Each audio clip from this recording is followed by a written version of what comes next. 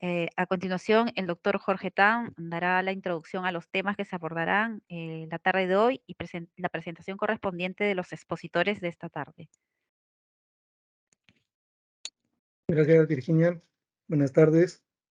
El tema del webinar del día de hoy son los eventos hipóxicos y el modelado de floraciones algales nocivas, que son eventos asociados al cambio climático, investigados en el marco del proyecto Caracterización y pronóstico de eventos extremos usando un sistema operacional de información oceánica, financiado por el Banco Mundial a través de Prociencia, Exfondesit, y viene siendo ejecutado por IMARPE en cooperación con el IRD de Francia.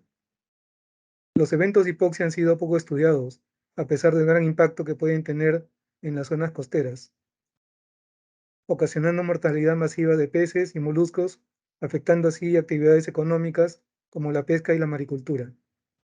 Por otro lado, el pronóstico de floraciones algales nocivas será muy útil para complementar los sistemas de alerta temprana. Hoy tenemos dos destacados expositores. La doctora María del Carmen Igarza nos hablará sobre eventos de poco oxígeno o eventos hipóxicos. Nos presentará su investigación a partir de dos enfoques, analizando la variabilidad de pequeña escala en los eventos hipóxicos de la bahía de Paracas y determinando el impacto que la hipoxia tiene en la producción orgánica y el reciclaje de nutrientes en la zona costera de Pisco. Posteriormente, el licenciado Carlos Quispe nos expondrá sobre el estado del arte del modelado estadístico para el pronóstico de las floraciones algales nocivas, empleadas en otros ecosistemas marinos con el fin de aplicarlos a la costa peruana, y cuáles son las perspectivas de investigación en el marco del desarrollo de su tesis Modelado estadístico para el pronóstico de floraciones algales en base a factores ambientales. A continuación, empezaremos la primera conferencia, a cargo de María Carmen Igarza, quien es licenciada de Biología con mención en Hidrobiología y Pesquería por la Universidad Nacional Mayor de San Marcos, con maestría en Ciencias del Mar por la Universidad Peruana Cayetano Heredia y doctorado en Ciencias Naturales por la Universidad de Oldenburgo, en Alemania. Es experta en el campo de la oceanografía química y geoquímica orgánica marina. Ha desarrollado investigaciones relacionadas a la composición y caracterización de la materia orgánica, tanto en la columna de agua como en sedimentos del sistema de afloramiento peruano. Actualmente es investigadora postdoctoral en el proyecto de eventos extremos. Los dejo con la doctora Mari Carmen Igarza. ¿Puedes encender tu micro, Mari Carmen? Sí, disculpen. Buenas tardes a todos y todas. Gracias, doctor Tan, por la introducción. El día de hoy voy a estar presentándoles los resultados de la investigación que he realizado en el marco del postdoctorado que he realizado en el proyecto Fondesit de eventos extremos.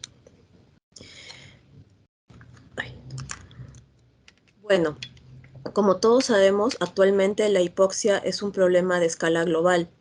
En este mapa de acá lo que podemos observar en estos puntos rojos es aquellas zonas costeras donde la hipoxia ha incrementado, o la hipoxia o poco oxígeno ha incrementado en los últimos años, ya sea por el aporte de nutrientes de origen antrópico y lo que ha conllevado a la disminución de los valores de oxígeno disuelto por debajo de 2 miligramos por litro, que es el valor límite en que se considera para condiciones de hipoxia o bajo oxígeno. En esta figura, adicionalmente, lo que podemos observar en azul son las zonas de mínimo oxígeno a 300 metros de profundidad. Y lo que podemos ver es que para la zona de Perú tenemos una zona de mínimo oxígeno intensa naturalmente y también áreas de hipoxia que han incrementado en los últimos años. Cabe resaltar que la hipoxia en zonas costeras está determinada por diferentes factores. Pueden ser factores de tipo naturales, por ejemplo, áreas con circulación restringida o afloramiento, el cual es el caso del ecosistema peruano, en el que aguas pobres en oxígeno llegan a la superficie. También la hipoxia es consecuencia de influencia humana, la cual puede darse tanto a escala local como regional y global. Y asimismo, La hipoxia puede ser resultado de la interacción tanto de los factores naturales como de los factores antropogénicos. Es por eso que se dice que a pesar de que la hipoxia puede ser una característica natural de algunos ecosistemas, a, al ser también incrementada o afectada por influencia antrópica, se le conoce como un estresor ambiental. Entonces, de manera general, las concentraciones de oxígeno disuelto en un cuerpo de agua en el océano van a depender del balance que exista entre el suministro de oxígeno, que está principalmente dado por factores, por procesos físicos, y el consumo de oxígeno, principalmente dado por factores biológicos. La variabilidad en las condiciones de oxígeno afectan tanto la productividad primaria como la biodiversidad y los ciclos biogeoquímicos. En este esquema de acá, de manera simplificada, vamos a ver cómo es que de manera natural las condiciones de bajo oxígeno se dan en la columna de agua. Tenemos en superficie alta producción primaria, ya sea producto del afloramiento, podría ser un bloom fitoplanctónico, una floración algal nociva o producto del efecto antrópico. Entonces tenemos organismos del fitoplancton realizando fotosíntesis y por lo tanto produciendo materia orgánica tanto disuelta como particulada. Esta materia orgánica, conforme va siendo degradada por las bacterias heterotróficas presentes, va siendo degradada hasta lo que son nutrientes orgánicos e inorgánicos que están disponibles nuevamente para el fitoplancton. Pero durante este proceso de degradación, las condiciones de oxígeno en la columna de agua disminuyen. Hacia el fondo, en la interfase agua-sedimento, como vemos acá, cuando las condiciones de oxígeno bajan muchísimo y tenemos condiciones de hipoxia e incluso de anoxia, es decir, cero oxígeno, pueden ocurrir procesos en el sedimento, como es la difusión de nutrientes desde el sedimento a la columna de agua, producto de la descomposición de la materia orgánica en el sedimento que llegó desde la columna de agua por diferentes procesos bacterianos. Y adicionalmente, dadas las condiciones necesarias, también habrían flujos difusivos de lo que es H2S o sulfuros del sedimento a la columna de agua. La hipoxia no solo, como ya he mencionado, no es solo una característica natural del ambiente marino, sino que también es un estresor ambiental porque es afectado por actividades antrópicas. Entonces, la principal consecuencia de la hipoxia en los ecosistemas costeros está dada por la mortandad masiva de organismos, principalmente por aquellos que tienen una gran importancia económica. Entonces, la hipoxia afecta el sustento económico de poblaciones costeras y he ahí por qué es tan importante su estudio en ecosistemas especialmente productivos como el nuestro, donde tenemos una interacción de tanto factores naturales como factores antrópicos ligados al cambio climático. Como ya es de conocimiento, nuestro ecosistema es uno de los 4 ecosistemas de borde oriental más productivos del mundo. Dentro de nuestro ecosistema existen áreas de alta productividad y también centros de afloramiento. Uno de estos centros de afloramiento es esta celda de afloramiento costero de Pisco, que podemos ver también acá en este mapa, de Pisco San Juan, que es una de las más importantes. En esta zona de Pisco y de Paracas, la topografía, como podemos ver en el mapa, la presencia de islas y la costa irregular y la presencia de esta península de Paracas promueve el afloramiento y la productividad en la plataforma interna. Una característica de esta zona es que hay un ciclo estacional marcado, como podemos ver en esta figura. Para los meses de invierno, acá el área está caracterizada por fuertes vientos, disminución de la temperatura superficial del mar y menor condiciones de producción primaria. Mientras que para los meses de verano y otoño e inicios de verano tenemos mayor producción primaria, tenemos vientos débiles y mayores temperaturas superficiales del mar. Ahora, la bahía de Paracas, esta de acá, es una bahía pequeña de 35 kilómetros cuadrados, es abierta y poco profunda, tiene menos de 15 metros de profundidad y es una bahía en la que se desarrollan importantes actividades de maricultura, principalmente el recurso concha de abanico. En esta bahía es muy interesante porque confluyen tres factores principales. Tenemos influencia del río Pisco, que podemos ver aquí, hacia el norte de la bahía.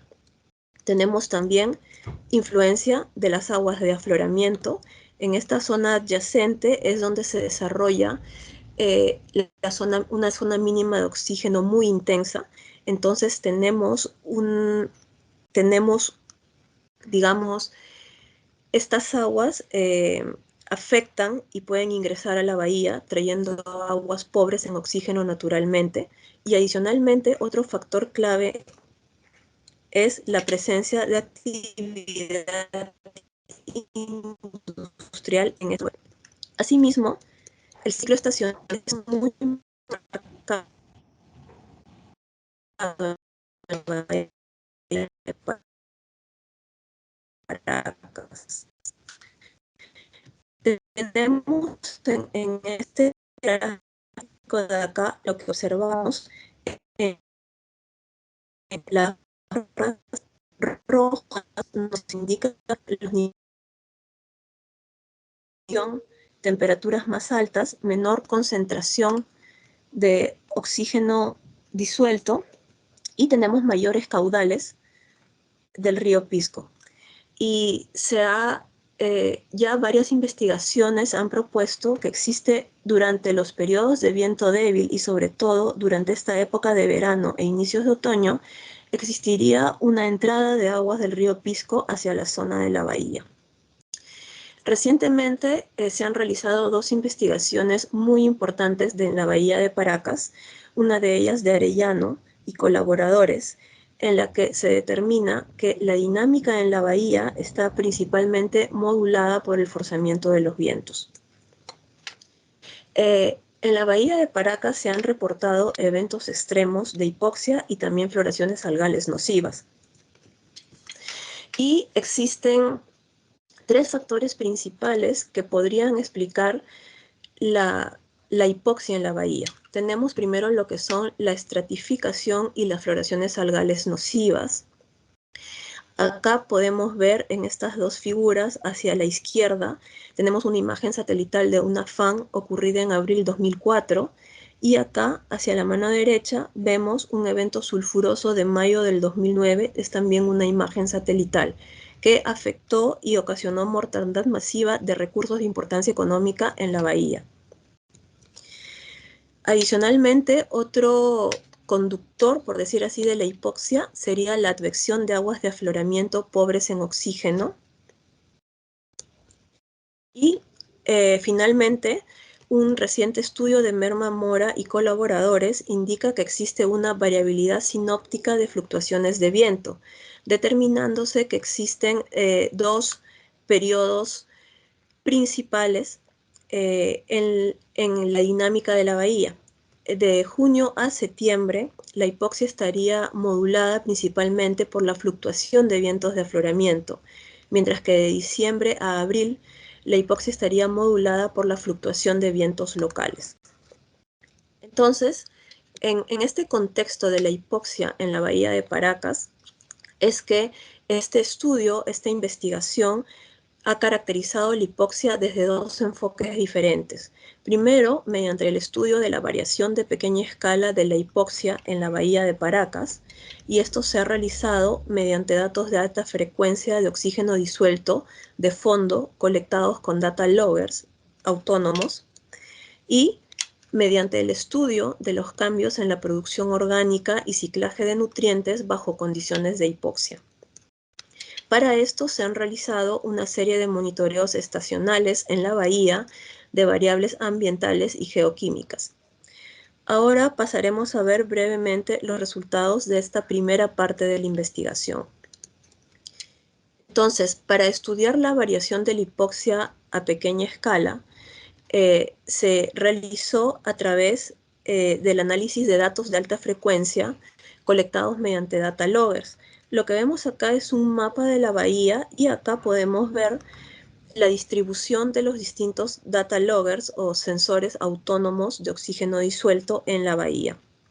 Este es un estudio de construcción de una base de datos histórica y retrospectiva. Por lo tanto, como ustedes pueden ver en esta tabla, tenemos un total de 5 data loggers a distinta profundidad en la bahía a distinto periodo de despliegue.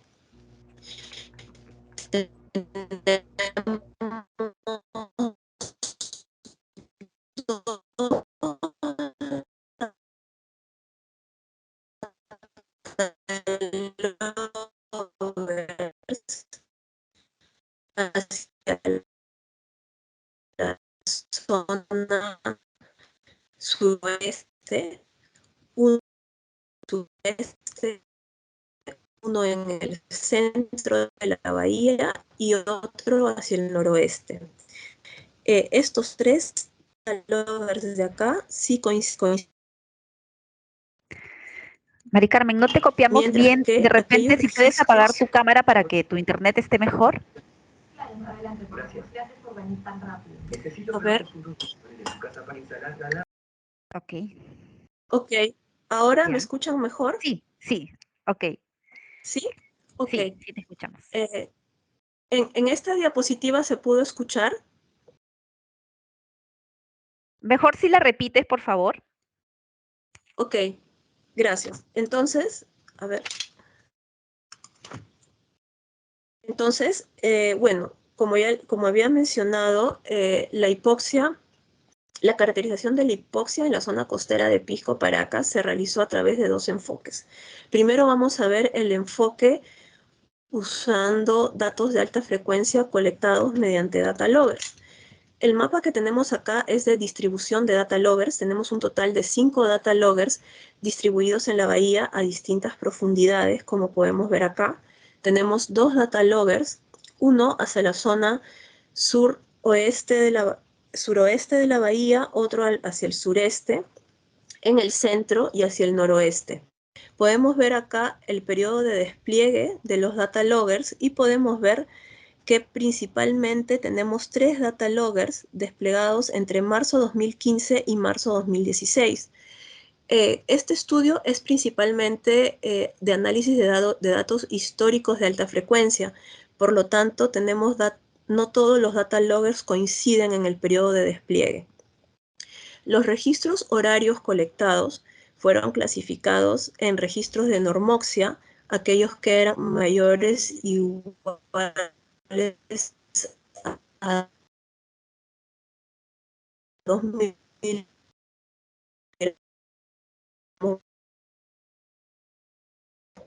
por litro y registros de hipoxia, aquellos que eran menores a 2 miligramos por litro. Lo que podemos observar es el periodo de colecta de datos. Disculpa, Virginia, ¿me están escuchando bien? Se te escucha entrecortado. ¿Podría continuar o podría tomarme un minuto para ver cuál es el problema? Sí, cómo no, te esperamos. Ok, gracias. Ok, Virginia, creo que posiblemente ya se arregló el problema, creo que era mi internet. Ya, sí, ¿se te ¿Me escucha escuchan bien? bien? Sí, sí, se te escucha bien. Ok, entonces, volviendo al tema de los registros horarios colectados con estos data logger distribuidos en diferentes zonas de la bahía. En esta figura de acá lo que podemos observar es la distribución del número de registros colectados versus el periodo de colecta de datos. Y lo que podemos ver es, bueno, a ver, las barras grises indican registros de normoxia, mientras que las barras negras están indicando registros de hipoxia. Hacia el suroeste aquí y aquí, esta zona de acá, podemos ver que tenemos mayores registros de normoxia. Hacia el sureste de L2, aquí, tenemos mayor dominancia de registros de hipoxia, pero mayores registros de normoxia comparado al centro y al noroeste. Mientras que hacia el centro de L3 y hacia el noroeste de L4 tenemos mayores registros de hipoxia, incluso durante las condiciones de invierno, como podemos ver. Entonces vemos que claramente existe un patrón que en el centro de la bahía y en el noroeste dominan los registros de hipoxia comparado al resto de la bahía. Entonces, ¿qué es lo que se realizó posteriormente al análisis de estos registros horarios? Se pasó a la cuantificación de eventos de hipoxia.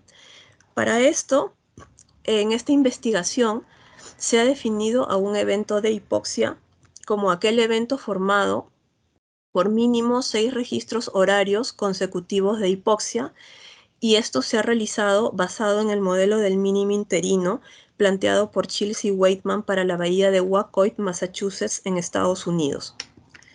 En este gráfico lo que podemos observar es la distribución de los eventos de hipoxia cuantificados en la bahía de Paracas. En este eje vemos la duración en días y tenemos 6 categorías: eventos que van de 6 a 12 horas, de 13 a 30, 31 a 50, 51 a 70, 71 a 100 y mayor a 100. Y acá en el eje X siempre tenemos el periodo de despliegue de los data loggers. Aquí hacerles la salvedad que en estos gráficos, en la parte, esta parte sombreada de gris, lo que está indicando es la presencia de no hay registros. O sea, no es que no hayan eventos cuantificados, sino que no hubo registro del data logger. Entonces, ¿qué es lo que observamos? Vemos que para el suroeste de la bahía, para DL1 y DL5, como podemos ver en las barritas, tenemos eventos de hipoxia más frecuentes, pero de menor duración. No tenemos, por ejemplo, acá, eventos de hipoxia mayor a 100 horas.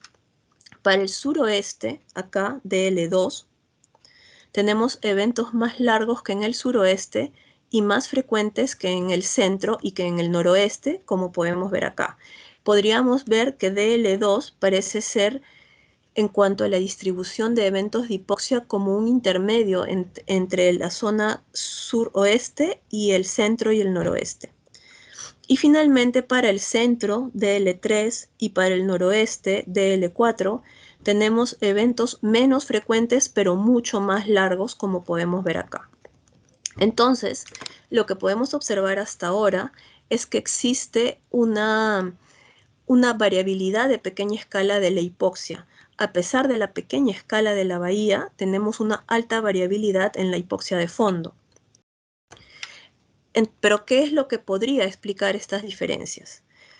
Primero, es importante mencionar que algunos periodos del registro de estos data loggers coinciden con algunos eventos ya identificados. Por ejemplo, para marzo 2013 tenemos la Niña 2013. Para el periodo de marzo 2015 a marzo 2016 tenemos el Niño 2015-2016, y tenemos también algunos registros durante el Niño Costero 2017.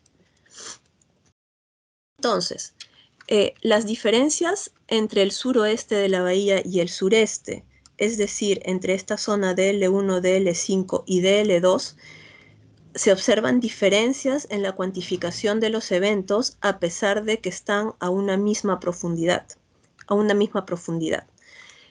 Esto podría explicarse a que existen diferencias en la densidad y biomasa de fauna epibentónica y cobertura de macroalgas, según una investigación de tesis de maestría de Pariona del 2015.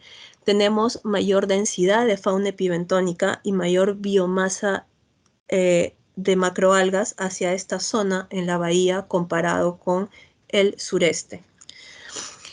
Por otra parte, los eventos de hipoxia más largos en el sureste, DL2, en el centro y en el noroeste, ocurrieron durante primavera e inicios de verano 2015-2016, que estaría asociado al evento El Niño. Y finalmente el evento más largo ocurrió solo en el centro, en este DL3, desde inicios de verano 2015, como podemos ver acá, hasta otoño 2016. Entonces, ¿qué podemos ver? Que si bien es cierto, los eventos más largos, de más de 100 horas, están ocurriendo principalmente en el centro, en el noroeste y en el sureste, el centro de la bahía parece ser especialmente hipóxico debido a que tenemos el evento más largo de más de 2000 horas cuantificados no se cuantificó ni en DL2 ni en DL4. Otro factor que podría explicar esta variabilidad de pequeña escala observada en la hipoxia es la textura sedimentaria de fondo. En este mapa de acá de Velasco y Solís del año 2000, lo que podemos ver es la distribución de la granulometría para la zona de la bahía y la zona costera Pisco-Paracas. Y podemos ver que hacia la zona de centro de la bahía y noroeste predomina lo que es el limo. Y esto estaría asociado a estos eventos de hipoxia de mayor duración. Y se conoce que aquellos fondos limosos favorecen más la acumulación de materia orgánica, lo cual podría ser un factor que explique que la mayor acumulación de materia orgánica que se da en esta zona del centro y del noroeste de la bahía promovería un mayor consumo de oxígeno de fondo.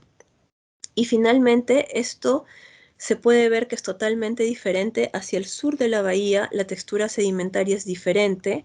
Tenemos incluso alguna predominancia de arena, de limos arenosos, y se ve claramente que podría influir en la distribución de los procesos biogeoquímicos a pequeña escala en la bahía.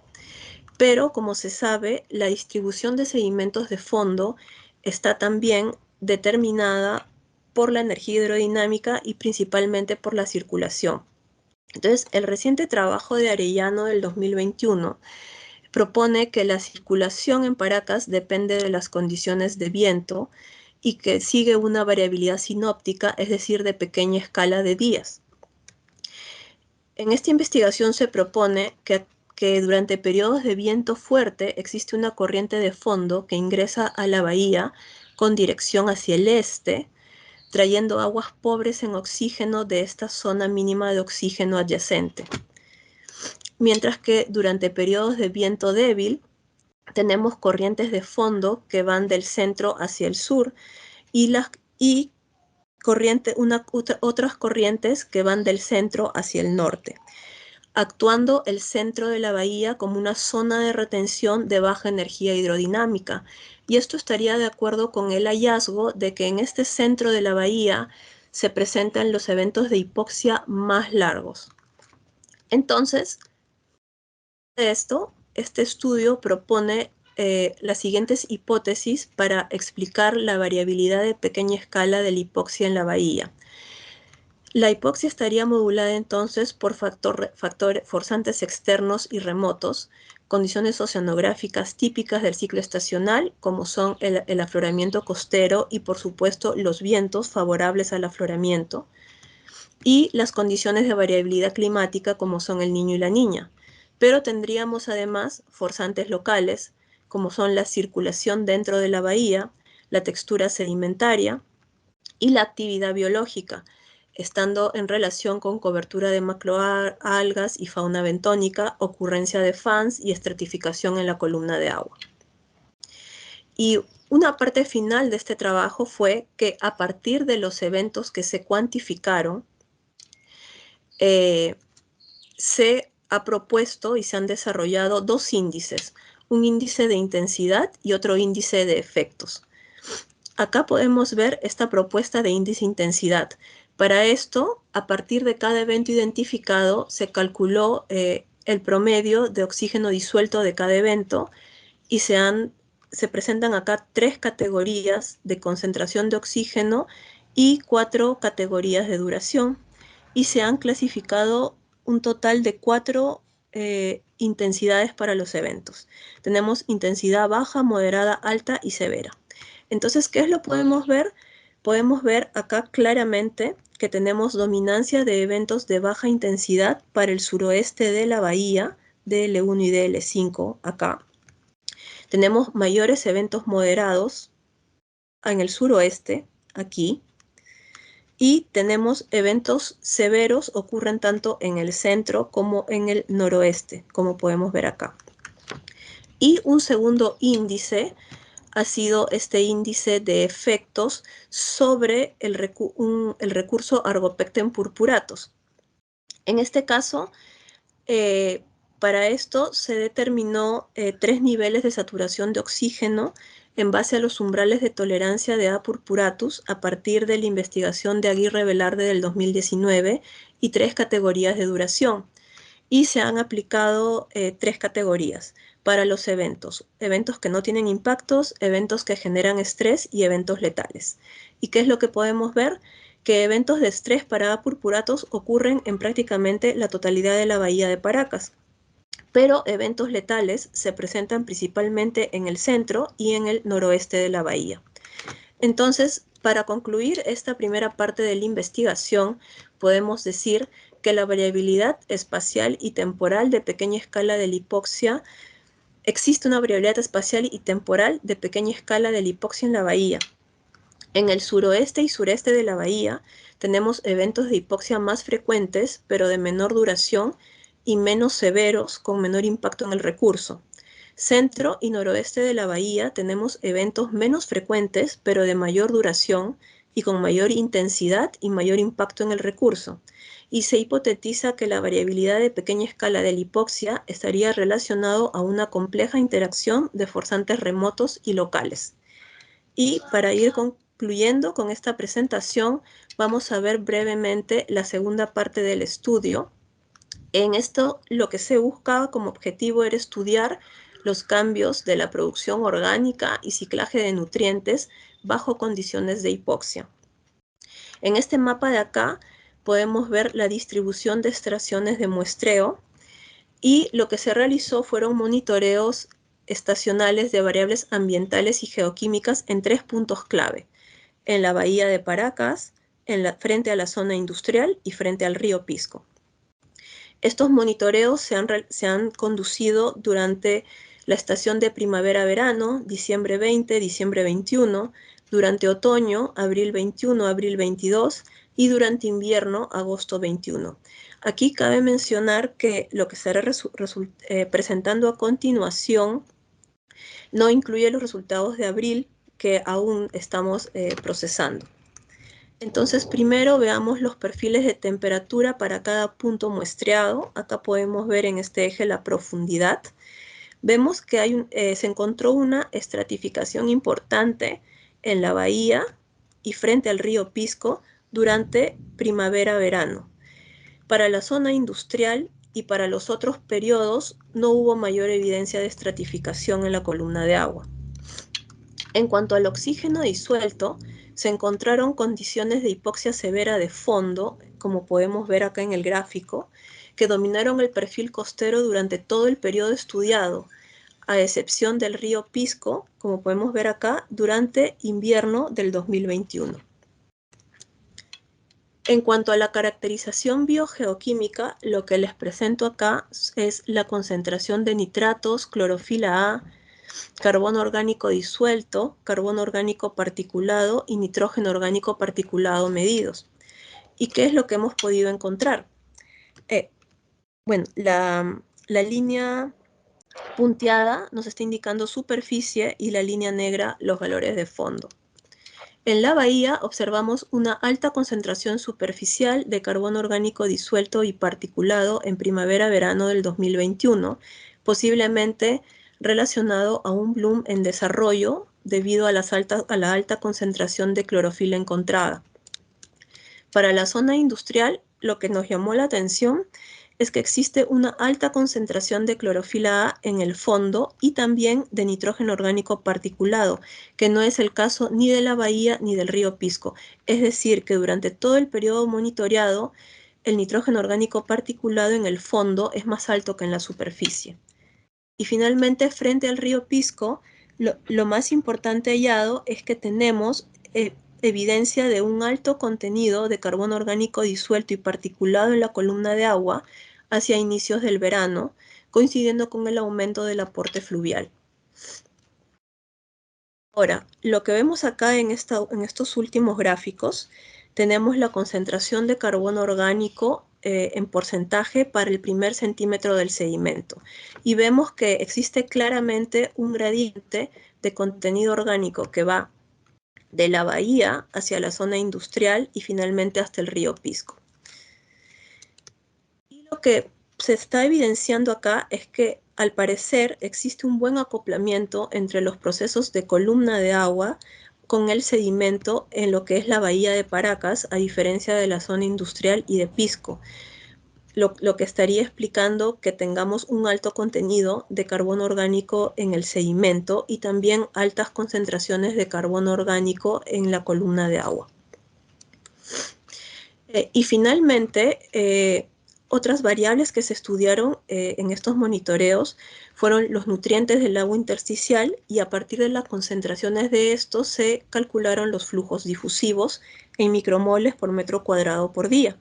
En este gráfico lo que ven ustedes en las barras grises representa la concentración en el agua suprayacente, y es decir, en la interfase agua-sedimento que pueden ver en esta figura del muestreo, y las barras verdes indican la concentración en los primeros 2 centímetros del sedimento.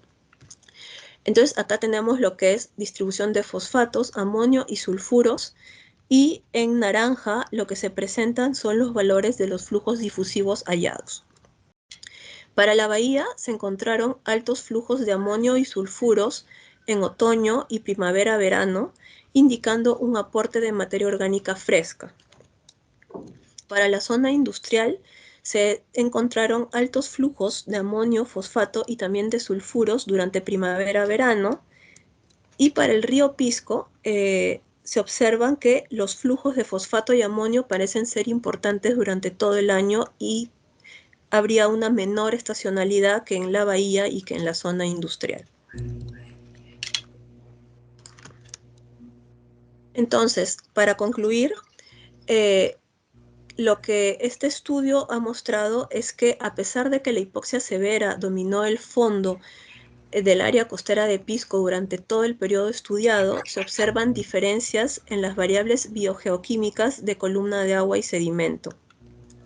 En la bahía de Paracas, posiblemente hay un gran acoplamiento entre procesos de columna de agua y sedimento, como lo evidencia la correlación entre clorofila A, carbono orgánico disuelto, particulado, carbono orgánico en el sedimento y los flujos difusivos de sulfuro. En la zona industrial, el alto contenido de nitrógeno orgánico particulado en el fondo podría ser evidencia de tal vez contaminación antrópica o de la actividad industrial, mientras que en el río Pisco existe un importante aporte de carbono orgánico particulado y disuelto durante el periodo de mayor caudal, que corresponde a la estación de fin de primavera y durante el verano. Y antes de acabar, me gustaría agradecer a Concitec y Procencia por la financiación del proyecto, un especial agradecimiento al área funcional de investigaciones en oceanografía química y geología y a la doctora Michelle Graco, donde se han realizado los análisis de los monitoreos. Y también un agradecimiento muy especial a Alberto Lorenzo del Laboratorio Costero de Pisco. También quisiera mencionar y agradecer a Lander Merma Mora y a Jorge Cardis del Laboratorio de Ciencias del Mar de la Cayetano Heredia. La plataforma de monitoreo en la zona costera de Pisco Paracas es compartida con la Universidad Cayetano, especialmente con el candidato a doctor Lander Merma Mora. Y también finalmente un agradecimiento muy especial a nuestro buzo científico Ernesto Pariona y al señor Johnny Morel, dueño de la embarcación de trabajo en Paracas, y a ustedes por su atención. Muchas gracias.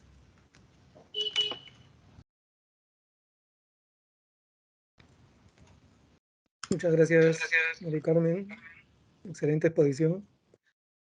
A continuación iniciaremos la segunda conferencia a cargo de Carlos Quispe, quien es licenciado de Estadística de la Universidad Nacional Federico Villarreal, con estudios concluidos de Maestría Estadística Matemática en la Universidad Nacional Mayor de San Marcos, y actualmente realiza trabajos de investigación en el Laboratorio de Modelado Oceanográfico, Ecosistémico y del Cambio Climático, y en el desarrollo de herramientas estadísticas para pronóstico del Niño, así como pronóstico de ondas Kelvin.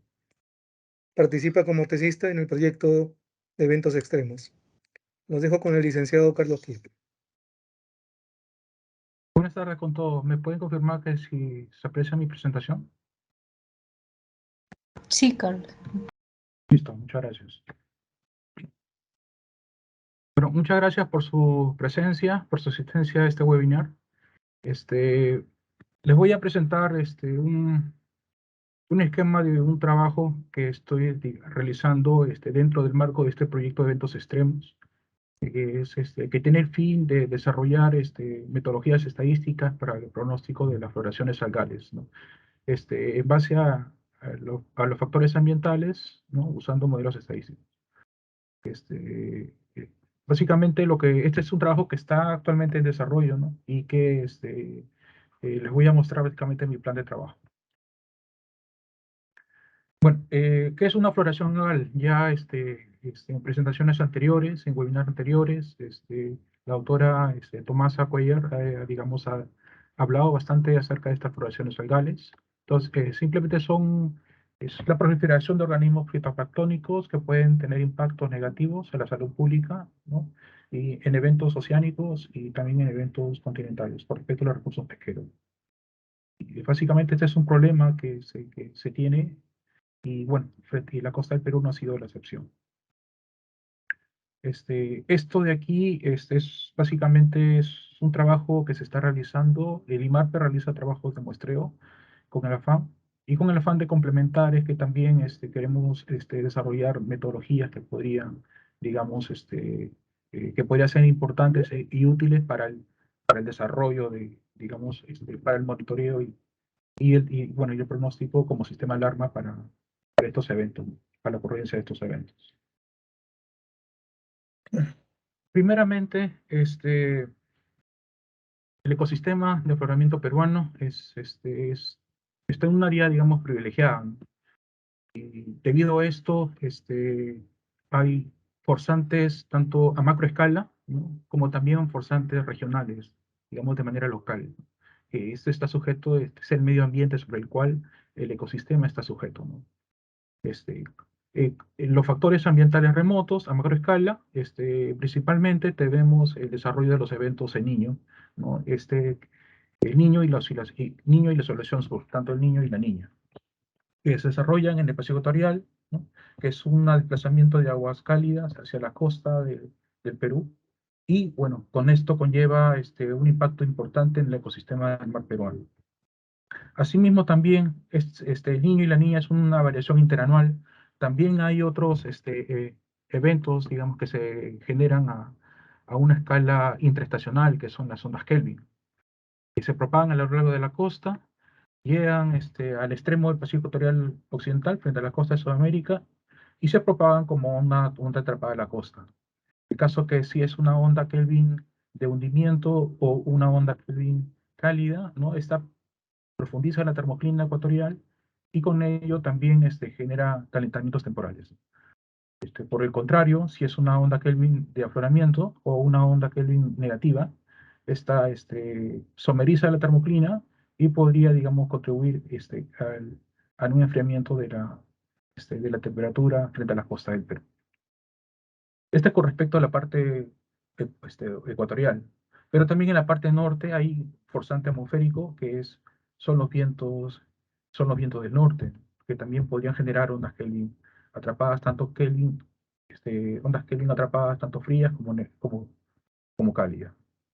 Y en la parte subtropical hay un motor, hay un centro de altas presiones denominado como el anticiclón del Pacífico Sur, que es el APS, que bueno, conduce la circulación atmosférica de los vientos en el Pacífico Sudeste, y con ello también afecta a los vientos costeros.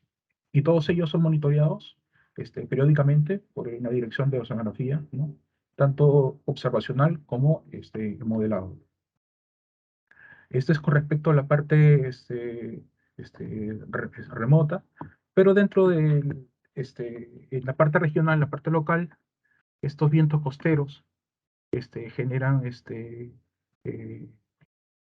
generan una surgencia de aguas frías de la parte subsuperficial hacia la superficie, ¿no? Y esta conlleva también aguas frías ricas en nutrientes, y lo cual genera la base de toda la cadena trófica y la biodiversidad que actualmente, por la cual el Perú el mar peruano es uno de los ecosistemas más productivos a nivel mundial. Pero también hay otros forzantes locales que son la descarga de ríos, la radiación solar. Entonces, todos estos conllevan a que a, la, a configurar este ambiente físico, este ambiente en el ecosistema del mar peruano.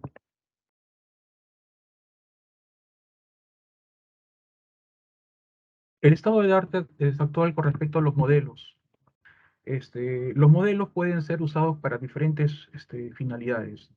Si uno quiere reproducir un proceso físico, un fenómeno en estudio, un fenómeno determinado, pueden usar tanto modelos estadísticos o también modelos determinísticos, modelos matemáticos.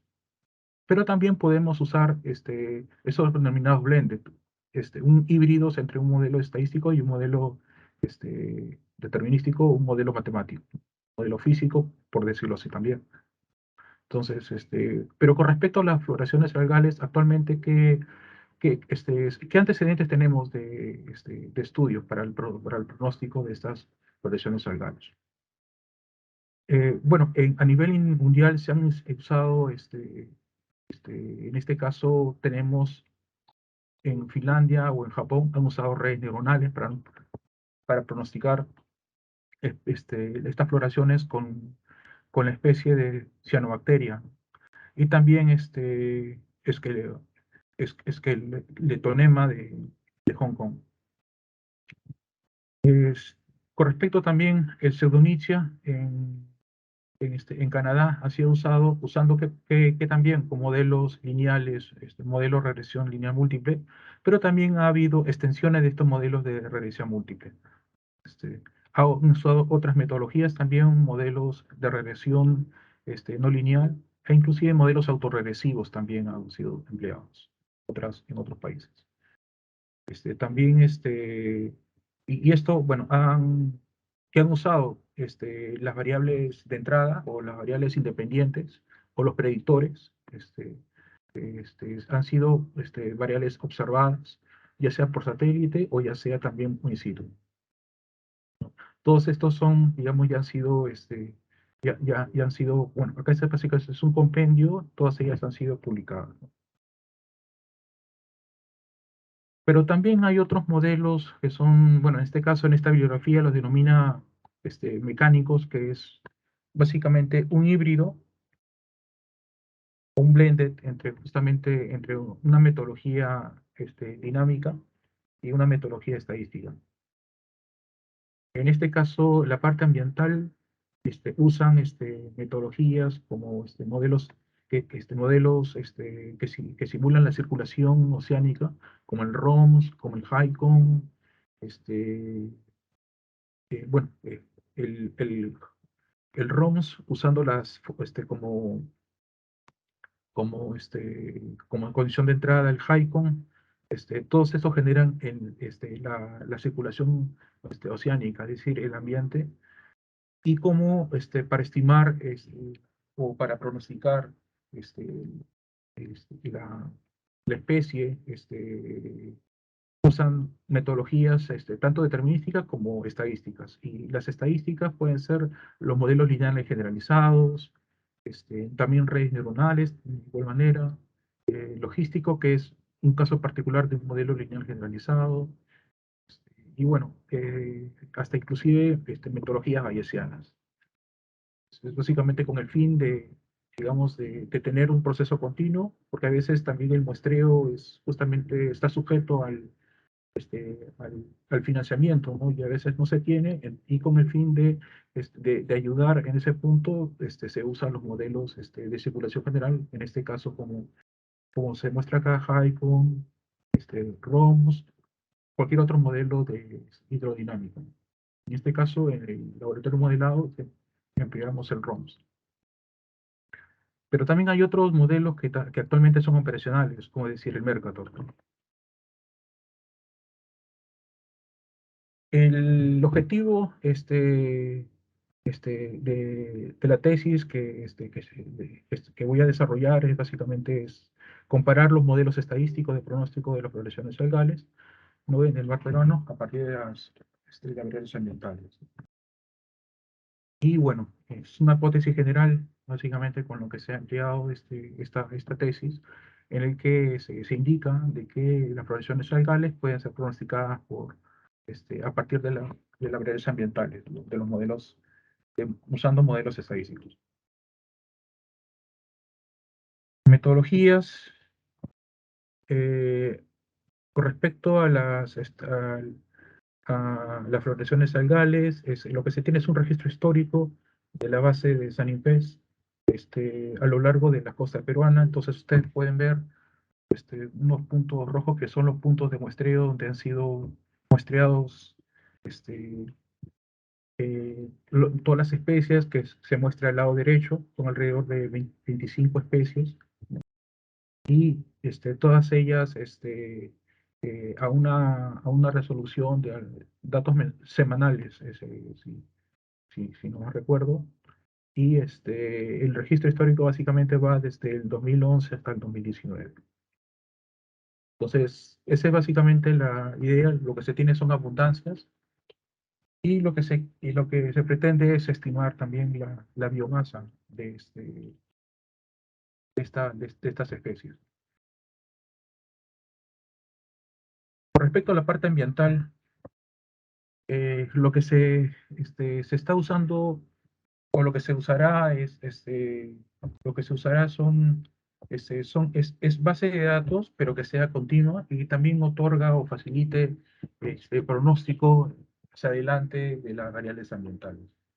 Y actualmente, una de las fuentes que se tiene y que de manera operacional otorga información en tiempo semi-real y de pronóstico es la salida, por ejemplo, de Mercator. Entonces, es una de las bases de datos que se piensa explorar y, y usar digamos, en este trabajo. Entonces, un modelo de Mercator tanto simula la temperatura superficial del mar, la salinidad, el nivel del mar, corrientes, ¿no? Y bueno, este es con respecto a la parte oceánica, pero también en la parte atmosférica se empieza a usar la base de datos de ASCAP. Inicialmente, con lo que se tiene actualmente también es un dato que es una base de datos que se actualiza continuamente, ¿no? Entonces, con esta información del viento es lo que se piensa usar.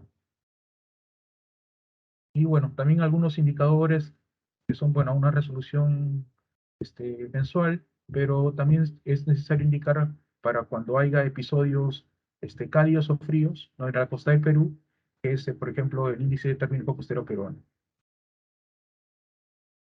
Si bien es cierto, lo que se piensa usar, esta central ya tenemos digamos, las variables ambientales y el objetivo que es a pronosticar qué es la especie que se tiene, que ya presentó anteriormente. Entonces, ¿qué modelos estadísticos de lo que se ha presentado, digamos, se propone trabajar acá?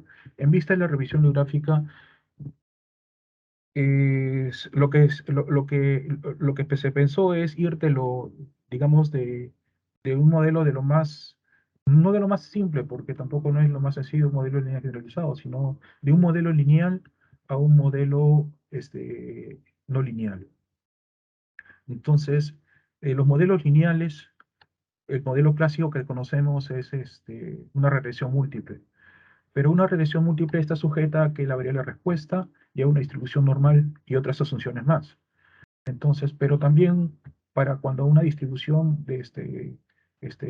probabilística de la variable respuesta no lleva una distribución normal, puede llevar otras distribuciones. En el caso cuando es un conteo, puede ser una Poisson o también unas redistribuciones, en el caso que sea ausencia y presencia binomial. Entonces necesitamos tener un modelo lineal, pero que no me sujete no esté sujeto a esas soluciones. Y por eso ser el modelo lineal generalizado. que es lo que se presenta en la parte derecha. Como pueden ver, los predictores es un contacto directo con el predictante. Pero también hay ver casos en el que un modelo lineal quizás no sea suficiente. Quizás una extensión o una modificación que pueda haber con respecto a esto. Entonces, quizás los modelos aditivos, que es básicamente no están sujetos a un coeficiente con un número, un parámetro, una pendiente, sino simplemente son suavizamientos de funciones, ¿no? Monotónicas. Y con ello también la variable de respuesta, que no esté sujeta a una distribución normal, llegarían los modelos aditivos generalizados. Entonces, a veces simplemente la linealidad no puede ser suficiente, sino hay que pasar a otras metodologías que son algo, digamos, semiparamétricas, que es el modelo lineal generalizado. Y después tenemos otra metodología, que es una metodología que esto sí, si bien es cierto, eh, si bien es cierto, esta metodología, algunos lo denominan como una caja negra, que es, y a quienes denominan caja negra son los modelos de redes neuronales artificiales. Estos modelos de redes neuronales artificiales es que lo más importante para ellos es únicamente la predicción. Es decir, conoces qué entra y conoces qué sale, pero el interno, el mecanismo interno, cómo está, digamos, editado, se tiene que construir. No, se inicia de que básicamente no se sabe cómo es. Entonces es a través de una serie de iteraciones, de entrenamientos, de construcción de la arquitectura de una red neuronal, se puede, digamos, llegar a poder simular justamente estas relaciones que pueden ser complejas. Entonces, esta es básicamente digamos, lo que se propone a partir de la revisión bibliográfica que se hizo es comparar básicamente estos tres enfoques, desde un modelo lineal hasta un modelo no lineal. Para entrenar la red o para ajustar la red, es necesario, y con el fin de hacer pronóstico, suele haber un problema que conlleva la mayoría de todos los modelos, que es en la parte del entrenamiento, ¿no? Que es ajustar, o, digamos, el modelo, ¿no? Entonces, un modelo puede ser, quizás puedo tener un modelo lineal, que es en el lado izquierdo, como ustedes pueden ver, de que solamente pueden ser eh, que sea, digamos, no tenga todos los predictantes necesarios o capaz haya redundancia de modelos de variables importantes que puedan, digamos, tener un ajuste, digamos, que no sea suficiente, que sea únicamente, en este caso vemos un modelo lineal, en el que únicamente vemos de que el cambio de una variable independiente es lineal con un cambio de la variable dependiente. Entonces, solamente vemos eso y es por eso que es lineal. Y en cierta manera, uno puede ver que quizás la información, como puede ver, no sea suficiente. Yendo para el otro extremo, el extremo derecho, vemos aquí en el caso que es el overfitting, que se denomina sobreajuste, es en el que al momento de ajustar el modelo y reduce el error cuadrático, la señal ajusta tan bien que se ajusta al ruido de la señal. Entonces, resulta, digamos, ese es un caso de sobreajuste. Entonces, hay que ver una equivalencia hay que hacer un balance en el que no sea, digamos, no se ajuste mucho al ruido y que, bueno, y que se ajuste básicamente a la señal. Y es justamente donde vemos en la parte central, donde vemos como un punto medio que está pasando y que hace la curva. Entonces, básicamente, sabemos que de los tres, si yo quisiera hacer un pronóstico fuera de este rango, en que quizás me tenga mejor idea de que pueda ser un buen pronóstico, puede ser justamente el del medio, en el que únicamente rescata la señal del ajuste. Entonces, con ese fin de querer llegar a tener este modelo, entonces, ¿qué metodologías? Actualmente hay diferentes procedimientos para obtener eso. Hay una validación retrospectiva y también validaciones cruzadas. y hay diferentes tipos de ellas. En este caso, se empleará la validación cruzada, que consiste es simplemente particionar la data. Es decir, yo tengo la data al 100% de la data y yo quisiera, digamos, omitir una cierta data que lo voy a usar para la predicción. En este caso, lo muestro un 10% y el otro 90% se usaría únicamente para el ajuste o el entrenamiento del modelo. Y posteriormente, una vez que se haya tenido en el ajuste, digamos, el modelo, se usaría este porcentaje omitido en la predicción para hacer el pronóstico. Y con ello, y en esta región de predicción, calcularía las medidas que, bueno, acá en la parte derecha se está mostrando que son las medidas predictivas, ¿no? Los diferentes indicadores basados en el error, con el afán de querer comparar los diferentes modelos. Posteriormente, después, podemos, esto nuevamente vuelve a ser un 100% y obtenemos otro porcentaje, otra partición, que vemos aquí, en la parte de abajo podemos ver las diferentes iteraciones, en el que aquí yo estoy dividiendo en 10 particiones, ¿no? S1, S2, S3, hasta S10. Todos ellos son particionados y posteriormente el color amarillo está mostrando en qué momento de las iteraciones estoy omitiendo esa partición para ahí usarlo como la predicción, mientras que las otras particiones se están usando para el entrenamiento o el ajuste del modelo. Entonces, usando esta metodología, se puede tener de que efectivamente con esto podríamos obtener el mejor modelo. O, bueno, podemos comparar los modelos. Bueno, eso es con respecto a la metodología. Lo que se trabajó con la variable, en este caso con las 25 especies de las floraciones algales, digamos, no se trabajaron todas, sino básicamente, bueno, se trabajaron todas para clasificarlas, porque es necesario, digamos, dividirlas, con cuál empezar, con cuáles especies empezar a analizar. Entonces, se construyó este diagrama Olmas-Tukey, que básicamente es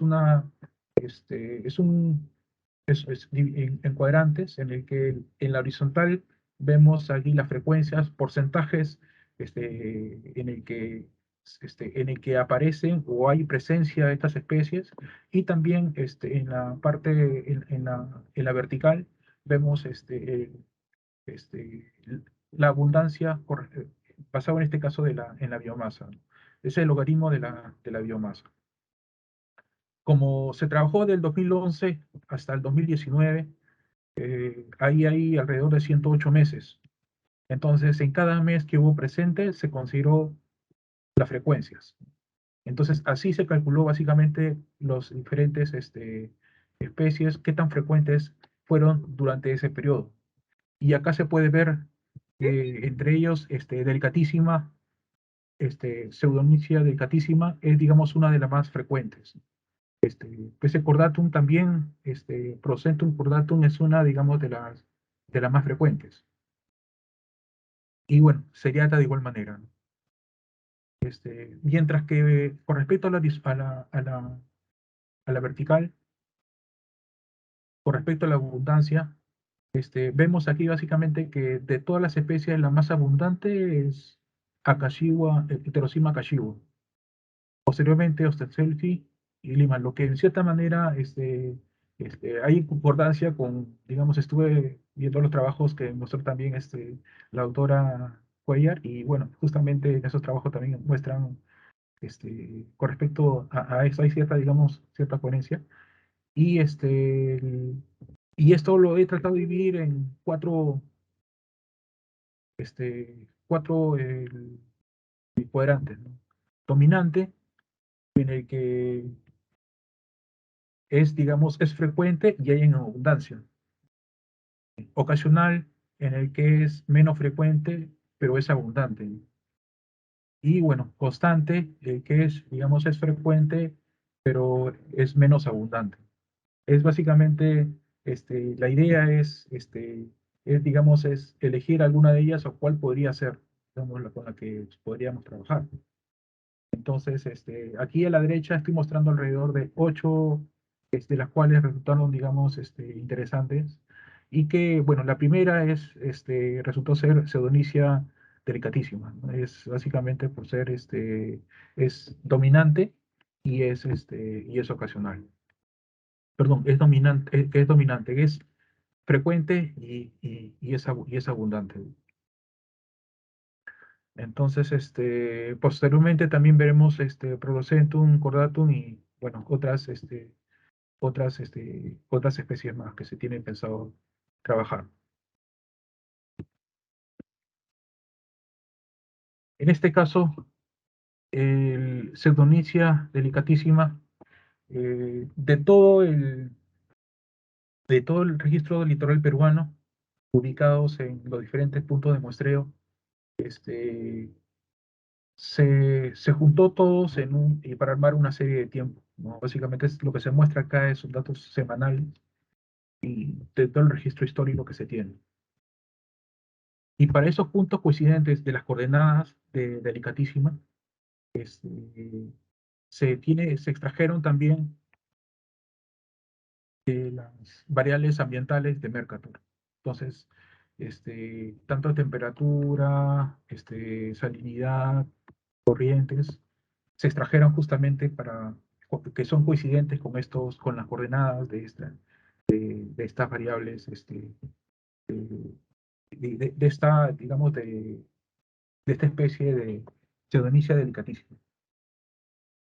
Y aquí vemos la serie de tiempo básicamente de la temperatura, ¿no? Acá vemos, se podría hacer que acá hay como dos series superpuestas y no es así, sino que esto es debido principalmente como la temperatura es en la sección norte, Sechura, como también en la parte sur, que es Paracas, entonces las temperaturas son diferentes. Es por eso que también vemos aquí mayores valores, ¿no? Del 2011 al 2012 y menores, ¿no? Entonces uno se va a entender que esto de aquí es en la parte norte y esto es, digamos, en la parte sur alrededor de Paracas. Que básicamente son los dos puntos donde hay mayor, digamos, frecuencia de datos, ¿no? Así también, como tenemos de temperatura, también se tiene, bueno, del nivel del mar. Que básicamente es asociado también con la temperatura, ¿no? Y a nivel del mar es importante también porque también ahí podemos este, ver cuando hay un efecto de cuando pasa una onda atrapada a la costa, entonces esto también se incrementa en el nivel del mar. Y esto podría tener, cuando haya, digamos, un incremento, digamos, un calentamiento temporal, que no necesariamente haya cuando un desarrollo de un niño, pero sí puede tener efectos importantes. Entonces, el nivel del mar consideramos que podría ser importante. Otras variables también que se extrajo digamos, del reanálisis de Mercator es la salinidad. Y bueno, acá vemos justamente en el 2017 las, la baja concentración es justamente debido a este niño costero ocasionado durante el 2017. Asimismo, también en el 2012, que si no me recuerdo, también hubo un episodio cálido y con ello, bueno, vemos aquí justamente la baja concentración de salinidad. Abajo se muestran las corrientes también de igual manera, esta serie de tiempo con la que se va a trabajar para entrenar, para obtener los modelos estadísticos. Entonces, la idea básicamente es, con, con la extracción de estas variables oceanográficas de Mercator y también con las variables del viento, con las variables obtenidas de viento, que también hay otra fuente que puede tener también pronósticos adelante. Es básicamente ajustar los modelos y que se tenga, digamos, quien tenga mejores indicadores para realizar, digamos, predicción de, este, de esta especie, en este caso de delicatísima. Acá, digamos, se muestra Este es un scatter, es una dispersión entre las variables, entre, en este caso, la densidad de pseudonicia delicatísima con las diferentes variables ambientales. Y básicamente todos tienen un comportamiento similar como que es para menores valores, tanto de la temperatura y para mayores valores también digamos, de temperatura, no hay, digamos, eh, una alta abundancia, sino más bien entre esos valores que uno puede ver como una ventana, digamos, justamente donde se podría ver esta proliferación de estas floraciones algales. Entonces, similar el comportamiento con el nivel del mar, con las corrientes de igual manera, y también con la velocidad del viento. Bueno, para concluir con lo que se ha indicado, es básicamente de las 25 especies procesadas, bueno, hay 8 que básicamente se eligieron y de las cuales 5 resultan ser dominantes, que son la pseudonychia delicatísima, el grupo delicatísima, el Producentum cordatum, el Dinophysis acuminata complejo, Dinophysis caudata y el Exandrium ostracendi. Y bueno, constantes son pseudonychia puyens, ocasionales, heterocima, cashivo, y bueno, raras tenemos el Asedenium esponio. Básicamente, la metodología que le he empleado, que les he mostrado anteriormente, es la que se va a emplear para, digamos, usar los modelos de modelos, y los modelos, digamos, con los que se va a trabajar son las redes neuronales artificiales, los modelos lineales generalizados y, bueno, los modelos aditivos generalizados. Bueno, eso sería todo. Muchas gracias.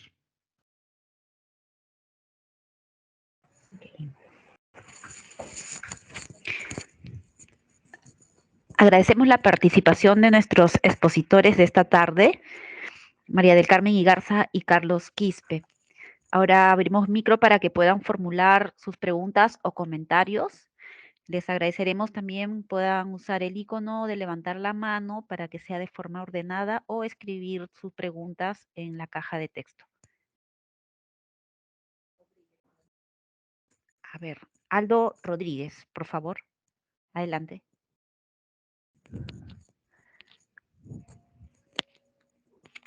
¿Alguna pregunta o comentario?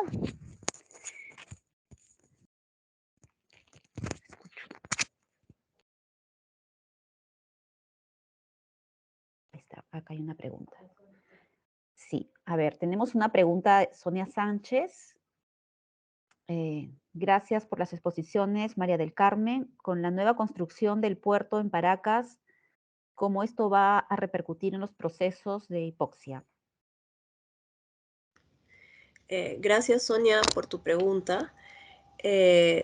Definitivamente habría un impacto. Primero, ahorita, tal vez, no sé si me podrías decir ahí, en qué área va a ser construida el nuevo puerto. Creo que es hacia el noroeste, me parece. De todas maneras, considero que sí, que sí va a tener un impacto, obviamente, en los procesos que se dan en la bahía, sobre todo porque, como mostré en el trabajo, se está viendo que en la zona industrial de Pisco, hacia el norte de la boca de la bahía, parecería que existe algún tipo de contaminación de origen industrial o antropogénico que podría explicar por qué observamos esos valores de carbono orgánico, de nitrógeno orgánico particulado altos en el fondo, ¿no? Entonces yo creo que definitivamente, siendo un ambiente tan complejo, la bahía de Paracas y la zona costera de Pisco Paracas, definitivamente cualquier actividad que se dé va a repercutir.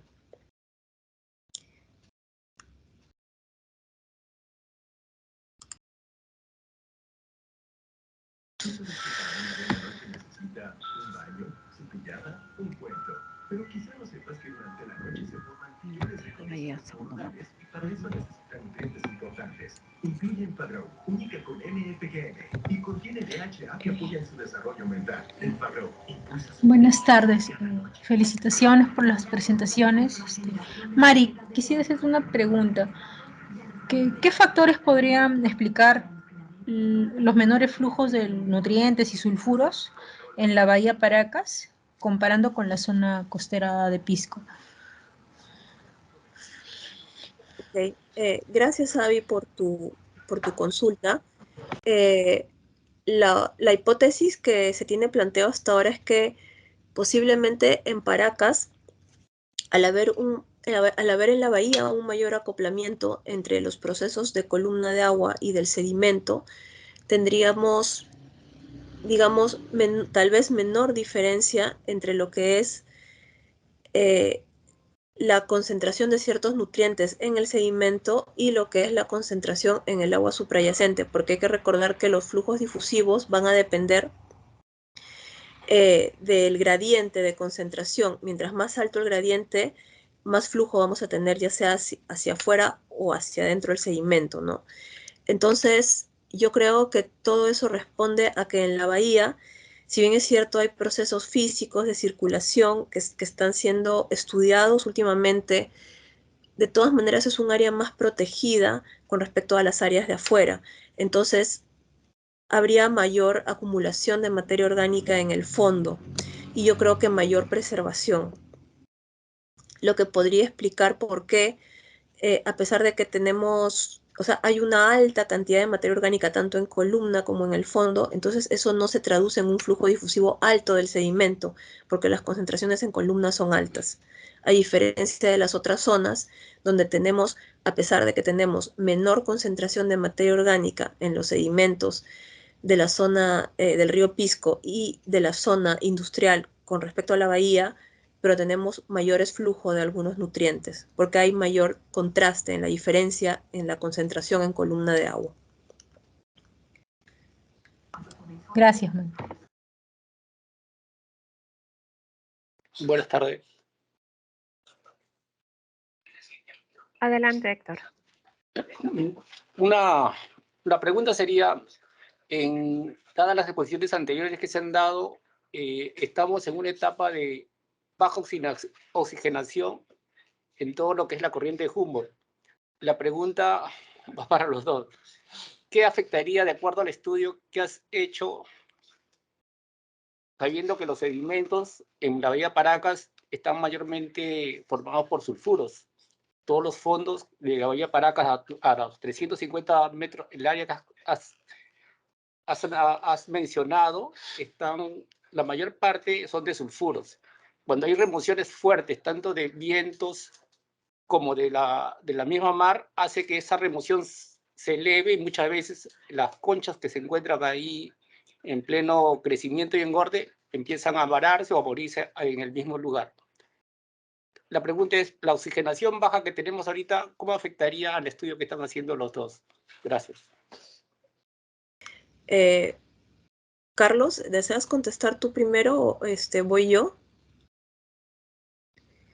Sí, a ver, en mi caso, bueno, sí, existe actualmente disminución de las condiciones de oxígeno, es a nivel global, también es en nuestro ecosistema, también se observa para el área de Pisco Paracas una tendencia de la disminución en los valores y bueno, obviamente una disminución en los valores de oxígeno constante va a traer como consecuencia eventos de hipoxia de mayor duración y también de mayor intensidad y que tengan más efectos en el recurso concha de abanico. Entonces, a mayor hipoxia estaríamos hablando lamentablemente de mayor mortandad masiva de especies. Y en el caso de lo que mencionó usted sobre estos, bueno, son eventos de aguas blancas cuando hay remoción del sulfuro, hay condiciones específicas que se deben dar en la columna de agua para que se gatillen estos eventos que ocasionan mortandad masiva y terrible de organismos. Lo que se ha observado en Paracas es que estos eventos se dan hacia en otoño principalmente, abril, mayo es donde hay los registros de los eventos de sulfuro principalmente, pudiéndose dar también en verano. Y bueno, si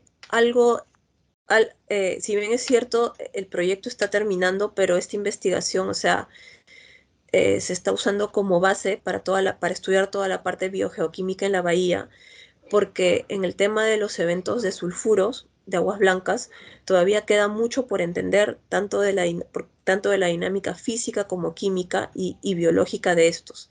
Pero definitivamente una disminución de las condiciones de oxígeno en general va a traer más mortandad masiva a las áreas de cultivo. Carlos, creo que también la pregunta era para ti. A ver, con respecto al oxígeno. Bueno, en las floraciones algales ha habido casos en el que hubo una alta proliferación hasta donde, digamos, es leído y es generalmente dado por cuando hay eventos cálidos, ¿no? Si hay, digamos, una baja concentración de oxígeno, entonces eso quizás no podría contribuir a lo que haya una alta, digamos, proliferación de esta misma especie, ¿no?